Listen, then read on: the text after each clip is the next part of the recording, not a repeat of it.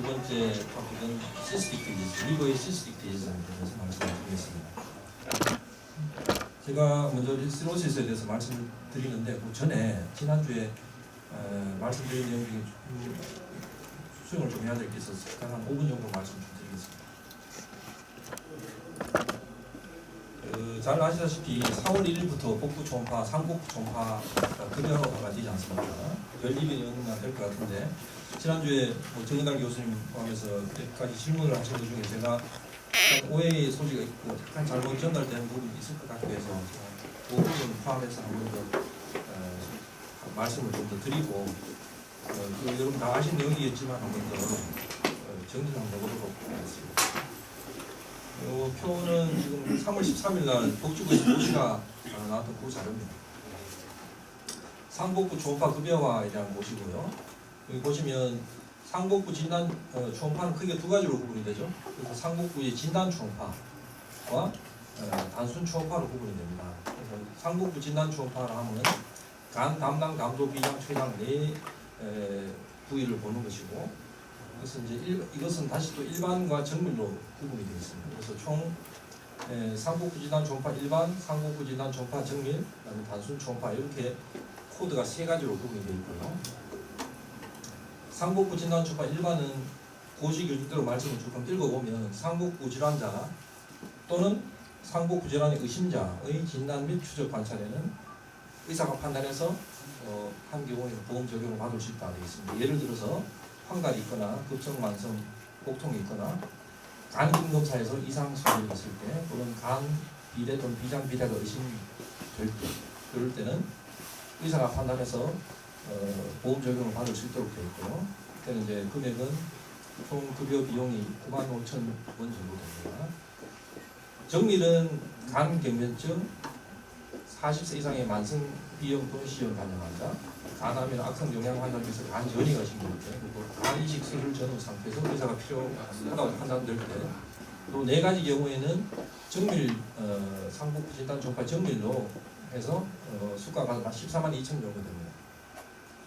이 두 가지는 사실은 이제 만약 보험을 적용을 받는다면 환자 일반 개인 의원에서는 30% 환자 부담이니까 요거에 곱하기 0.3을 해서 이제 앞쪽으로 한 3만 원 정도 내외 되겠고 여기 되겠지만 이제 단순 초음파 같은 경우에는 의심되는 혈관학적 부위, 예를 들면 간, 담낭, 담도, 비장, 췌장의 일부를 확인하는 경우에는 단순 초음파라고 얘기를 하고, 또는 이제 예를 들면 종합병원에서 아사이티스가 있는데 판화를 하고 나서 전후에 어떤 줄었는지 보기 위해서 아니면 소노 가이디드 파라센테시스를 할 때 이런 시술 처치나 시술의 보조로 사용할 때는 단순 초음파라 그래서 이제 수가가 상당히 낮습니다. 그래서 상대적으로 24,000원 정도 수가로 되어 있고요. 그 단순 초음파는 대부분 이제 그것이 환자 부담은 예비급여라 그래서 80% 부담을 환자에게 하도록 되어 있어서 실제로 한 2만 원 정도 환자 부담이 되어 있습니다. 그래서 여기 보면 상복부 진단 초음파 일반은 코드가 2B441. 여러분들 지금 프로그램에 쓰시는 프로그램에 보험 코드를 치면 다 뜹니다. 그다음에 정밀은 2B442. 단순 초음파는 2B401 이렇게 치시면 단순 초음파가 다 나오거든요. 그리고 여기 이제 하나 조심해야 될 건 제한적 초음파라 그래서 이거는 코드가 따로 있는 건 아닙니다.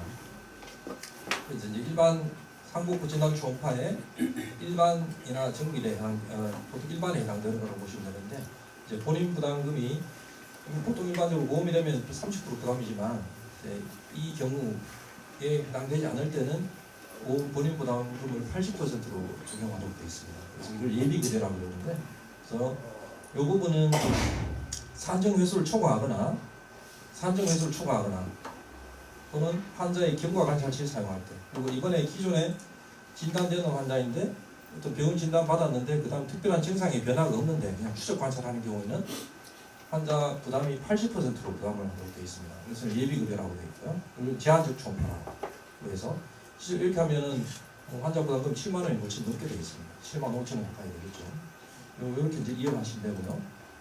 이걸 하나 좀 더 읽어보면 거기 밑에 급여 산정 방법에는 상복부 질환의 진단 또는 질환이 있는 환자의 경과 관찰 시 아래와 같이 인정을 한다.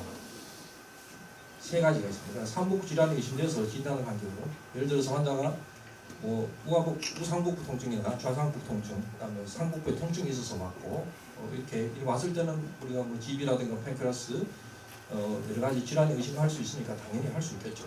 이럴 때는 상복부 진단 초음파 일반 1회 인정을 할 수가 있고요. 다음 이제 30일이 초과된 상태에서 환자가 증상이 다른 경우, 그러니까 이벤트가 다를 때, 한 달 전에 우상복부 통증이 있어서 내원해서 환자가 GB를 보기 위해서 초음파를 했는데 한 달 반 정도 뒤에 다시 좌상복부 통증이 있어서 왔다. 그러면 다시 또 보험이 됩니다. 일반 초음파 보험이 된다는 거죠. 한 달 안에 오면은 안 되는 것이고요. 그래서 이제 최초 진단과 다른 질환이 의심돼서 시행하는 게 이벤트가 다르면은 다시 또 보험으로 우리가 산정을 할 수 있다는 것이죠. 여기서 하나 이제 헷갈리는 것이, 만약에 한 달 반 전에 다른 병원에서 옆 병원에서 초음파를 일반 초음파를 했는데, 아니면 다른 병원에서 한 달 안에 했는데 우리 병원에 들어올 수 있지 않습니까? 환자가 얘기 안 하면은 그런 경우는 어떻게 하냐, 이제 그게 문제인데, 제가 문의해 보니까 그런 경우에 다른 병원에서 했는지 안 했는지는 사실은 체킹이 안 됩니다. 현재로서 안 되기 때문에 이때는 그거하고 상관없이 그 본인 병원에서 처음 왔으면 그냥 하면 된다 이렇게 되어 있더라고요. 그래서 그것까지는 걱정 안 하셔도 되겠습니다. 그다음에 간경면증이라든가 40 이상 비영시형 간염 환자, 아까 얘기했듯이 우리 병원 개인 의원에서 대부분 이런 두 가지가 이제 정밀 검사에 해당되는데, 이런 경우에는 이제 간암의 리스크 팩터가 있는 분이기 때문에 이런 경우에는 증상이 없더라도 스크리닝 검사로 할 때는 상복부 진단 초음파 정밀 초음파가 연 2회 된다 이렇게 되어 있습니다. 연 2회 다 하시면 되고, 그다음에 지난번에 정은할 교수님 말씀하셨던 내용 같은데, 용종이 있다든가 GB 폴립 있는 경우에는 사실은 그 전에 진단했던 경우에는 증상이 있든 없든 간에 GB 캔서의 위험성이 있을 수 있기 때문에 1년에 한 번씩은 일반 초음파가 보험이 된다. 일반 초음파로 보험 청구가 가능하다 이렇게 되어 있습니다. 근데 여기 보면 용종의 크기 등 그랬습니다. 용종뿐만 아니라 용종의 크기 등 다른 질환도 있을 수 있다는 얘기죠. 그래서 진료의사의 의학적 판단에 따라서 경과 관찰이 필요한 담당 용종 환자에서 시행한 경우 1회 진행이 된다 할 수 있다고 되어 있는데, 만약에 이 환자가 패티리버가 그 전에 진단된 패티리버가 있다든가 스프레도메갈리가 있었던 환자인데 이 환자가 다음에 좀 팔로우를 할 수 있잖아요. 이때는 그럼 어떻게 되느냐? 사실은 이제 이 기준으로 봐서는 이제 보험 적용을 받을 수 없습니다. 기존에 진단됐던 환자를 팔로우를 하는 것이니까 증상 변화 없이, 그런 경우에는 제한 초음파라고 해서 80% 부담을 이렇게 해야 돼요. 일반 상복부 초음파, 제한 초음파. 하지만 제 생각에는 그런 경우에는 그렇게 하지 마시고 초기이기 때문에 환자한테 이렇게 말단 우상복부 통증이 있다고 얘기하고 차트 쓰고 일반적으로 상복부 진단 초음파를 일반으로 해서 진행을 하면 될 것 같습니다. 제 생각에. 그게 초에 지금 진행하는 초기에 앞으로 6개월 동안에는 그렇게 하면 될 것 같은데, 문제는 그런 경우에 두 번째 왔을 때 팔로우를 할 때는 조금 얘기가 달라진다는 것을 이해하시면 좋을 것 같고요. 그 다음에 여기 나에 보면은 그 비슷한 내용인데 상복부 질환의 진단 초음파 영상과 그 비교 목적으로 수행 시에 초음파 이후에 특별한 증상 변화나 이상이 없는데 추가 검사를 하는 경우에는 제한적 초음파를 산정한다. 초에부터 본인 부담 80%다. 그렇습니다. 근데 여기 또 하나 생각해야 될 것이 40세 미만의 만성 비형 간염 환자, 여러분들 그런 경우 꽤 많지 않습니까? 39세 환자인데 비형 간염 보균자이고 여러분들 다니는 병원에 많이 다니는 분 많이 계실 거 아니에요. 이런 분들이 사실은 초음파 그래도 해봐야 되지 않습니까? 그런 경우에 증상이 없는 경우에 어떻게 할 것이냐? 그럼 과연 이대로 하면 거의 제한적 초음파로 해서 본인 부담금 일반 초음파, 그러니까 상복부 일반 초음파에 본인 부담금 80%로 해야 되는 게 맞는데, 이런 경우에 제가 그걸 가지고 제가 오늘 복지부에 문의를 해봤거든요. 보니까 그 담당자 얘기가 일단 지금 초에 그 전에 진단됐던 환자라도 이번에 급여가 시작되고 나서 처음 시행하는 경우에는 40세 이내에 비형간염, 시형간염 환자라도 일단 일반 초음파로 환자 부담금이 30%로 일단 할 수 있다는 얘기를 하더라고요. 잠깐만. 그렇게 하고 그런 사람들이 다음에 팔로우를 할 때 6개월이나 1년 뒤에 팔로우를 할 때는 증상이 없다면 그때는 제한 초음파해야 합니다. 이렇게 자기는 얘기를 하던데 그분도 잘 모르는 것 같더라고요.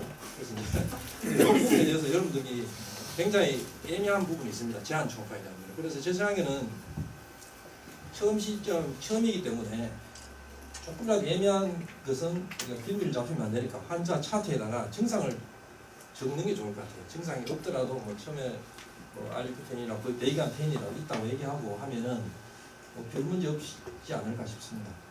다음 세 번째, 상복부의 일부 부위 확인은 장기 측정의 그의 단순 이상 확인이나 설치 시설 보조에 사용되는 경우에는 이제 아까 얘기했듯이 불임부담금 이 부분에 단순 초음파의 80%로 해야 된다. 이렇게 되어 있고요. 다시 반복된 내용이지만 이렇게 요 네 가지 하이리스크 그룹은 정밀 초음파에 해당되는 것이고 제한 초음파가 있고 단순 초음파가 있습니다. 이 부분에 대해서 조금 더 이제 이해가 필요할 것 같습니다. 그리고 저기 금진 환자들은 금진 이외식 간염 환자 나오잖아요. 그거 관계없이 그거 외에 부분을 아니 지금 현재 40세 이상의 비형 간염 뭐 이렇게 간경화증 환자들 지금 간암 검진이 상반기 하반기 하나씩 한 번씩 할 수 있는데 예. 그거하고 이거하고는 별개입니다. 그 그건 관계없이 그대로 할수 있잖아요. 그건 그대로 진행하시면 됩니다. 하시고 그 사이사이에 만약에 해당되면은 정밀 초음파를 해서 환자한테 산정할 수가 있는 것입니다. 캐리어도 그러면 이 캐리어 아니야. 캐리어인데 환자가 40세 이상이라면 당연히 되죠. 정밀이 당연히 되죠. 간염 환자로 돼 있잖아요. 캐리어는 간염 환자가 아니잖아요. 캐리어라는 말이 용어가 없어졌습니다. 그게 없고 만성 다 간염입니다. 간염에 줄여서 하시면 돼요. 맞아요. 비형 간염. 예, 만성 비형 간염. 그 1년은 검사한 날로부터 1년입니까? 그러면은 횟수만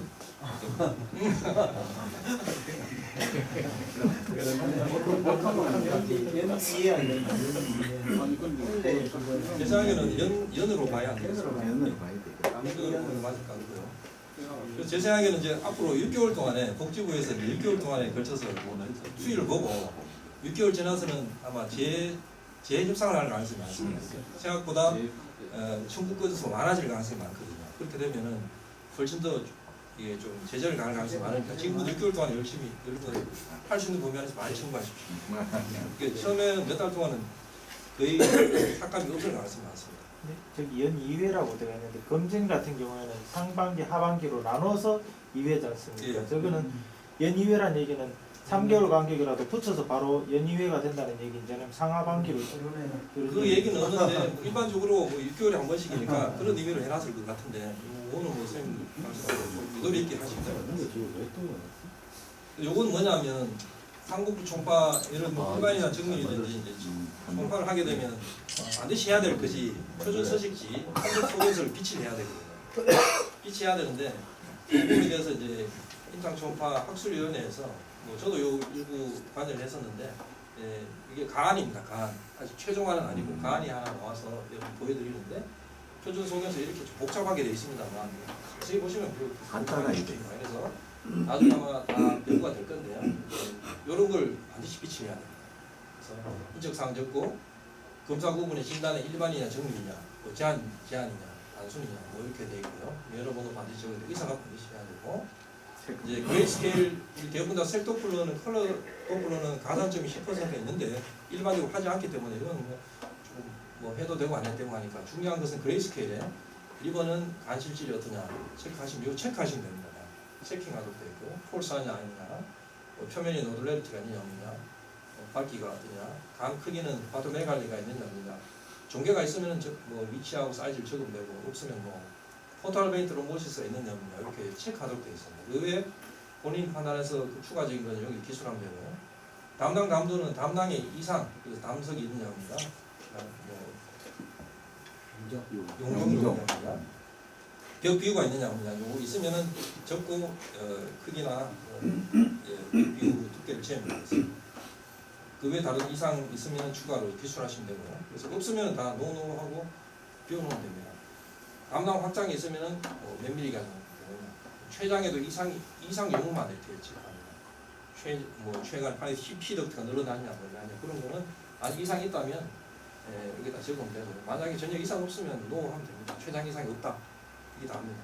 비장에도 이상 대부분 다 비장 종대가 없느냐 아니냐 비장 종대가 있다 없다 있으면은 사이즈 적으면 되시고 이렇게 해서 비교적 너무 복잡하게 하면은 저희가 이제 힘드니까 가능하면 간단하게 하도록 저희가 이제 많이 짜봤거든요. 그래서 이제 컬러 도플러는 하시게 되는 분들도 있겠지만 그게 좀 복잡합니다. 제가 뭐 필요 없는 것도 들어가 있는 것 같은 대부분 다 할 수 있는 겁니다. 포탈 베인 다이메터가 어떠냐. 시로시스 있으면 13mm 이상 되잖아요. 그리고 벨로시티가 어떠냐. 여기도 포탈 블러드 플로우가 어떠냐. 포탈 지금 안 보이는데 플로우 디렉션이 어떠냐. 플로우 디렉션이 헤파도 큐갈이나 피탈이나 뭐 이런 거 보는 거 적고 그다음에 뭐 스프레인 베인의 벨로시티라든가 이런 걸 제대로 되어 있습니다. 헤파틱 아트리의 PI, RI 이런 걸 제대로 되어 있고 이렇게 뭐 하실 수 있으면 하시고 아니면 하시고 그래서 최종적으로 환자 상태는 환자 상태가 보통 낮췄고 최종 진단은 여기다 적도록 하고 그거를 이제 반드시 한 환자당 하나씩 프린트해서 피치를 하도록 되어 있고 그다음에 일반 영상 12장, 정밀 14장 있지 않습니까? 그러면 그 부분에 대해서는 팍스가 되신 분들 전부 다 팍스에 저장을 하시면 되고 더 찍으셔도 되잖아요. 보통 뭐 12장보다 더 찍지 않습니까? 그래서 우리가 원하는 표준 영상이 그 안에 포함되면 되니까 포함시켜서 팍스에 저장을 해보시면 될 것 같고요. 이제 그까지 영상까지 프린트하라는 얘기는 없습니다. 그래서 이런 소견서에다가 정말 중요한 얘기를 적고 이렇게 기술만 하고 빛을 하라 이렇게 하시는 걸로 되어 있습니다. 혹시 다른 질문 하나. 궁금하시는 거 있으면 예. 그러면은 선생님 검진 받으러 왔다가 스크린을 목적으로 그냥 한번 초음파 한번 해주세요 하는 환자거나 알뼈가 의심돼서 하복부를 하거나 이런 경우는 우리가 임의로 환자한테 분할해서 전액 비근을 현재로서는 불법입니까? 그렇게 하면 안 되는 걸로 이제 안 되는 거죠. 예, 안 됩니다. 그럼 하면 안 처리를 돼요. 어떻게? 그래서 지금 네.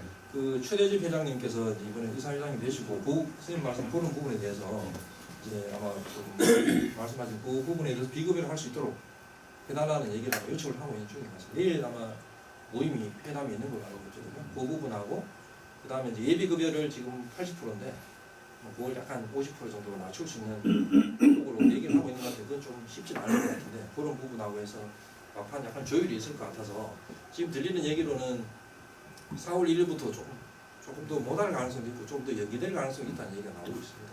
조심스럽게 나오고 있는데 지금 뭐 현재 고시대로 하면 4월 1일부터 되지만 아마 내일 준비해봐야 세부적인 얘기 나올 것 같습니다. 그 부분은 선생님 말씀하신 대로 굉장히 한조로 봐서는 좀 그렇죠. 중수면 시대 왔으면 비법을 해야 되는 거 아닙니까? 이게 아직 요거는 아직 뭐 공식적으로 할 이야기는 아닌데 우리 임원들끼리만 있으니까 이거 검진 당일 초파가 이제 조금 문제가 됩니다. 사실 검진 당일 날 초파하기를 원하잖아요. 그래서 증상이 있을 때 지난번에 우리 콜로노스코피 때문에 문제가 됐는데 증상이 있을 시에는 초파를 할 수 있다. 할 수는 있는데 다만 기능 기간 검진 당일 상복부 초파 비율이 높은 기간은 전수조사 후 고발조사하게 됩니다. 이렇게 지금 그 위원회에서 복지부하고 이야기가 되고 있는 상황이에요. 그러니까 자기들도 안 된다 소리를 못 하는 거예요. 환자가 앞에서 되도록 하는데 복지부에서 안 된다 소리를 못 하니까 환자가 증상이 있으면 할 수는 있다. 근데 다음은 한번 두고 보자.